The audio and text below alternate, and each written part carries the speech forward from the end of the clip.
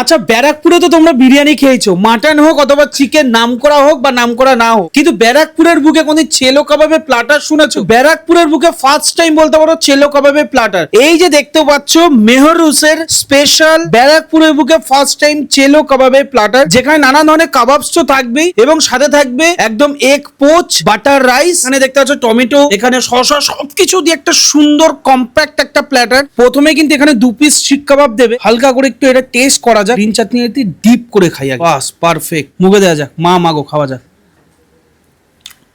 একটা কথা বলতে হবে, এখানকার দাদারা যখন এটা সার্ভ করবে বলবে দাদা একদম গরম গরম যাতে সার্ভ হয়, দুর্দান্ত লাগবে এটা। 1 piece, 2 piece, 3 piece, 4 piece, 5 piece, 5 থেকে 6 পিস মতো রেশমি কাবাব থাকছে। এখান দিয়ে একটু রেশমি কাবাব, শুধু দেখো ফুল বাটারি, মুখে দেওয়া যাক, টেস্ট করা যাক। একটু হালকা এক পোস্টটা, হালকা একটু ডিমটা নিয়ে যাক, বাহ, এই নিয়ে রাইসের সাথে মিশিয়ে টেস্ট করা যাক। চলো মুখে দেওয়া যাক, মা মাগো শুরু করা যাক। এক পোচের উপর যদি বাটার দেওয়া হয় তাহলে ভাবো কোন লেভেলে খেতে লাগবে এটা, পুরো একটা কমপ্লিট মিল।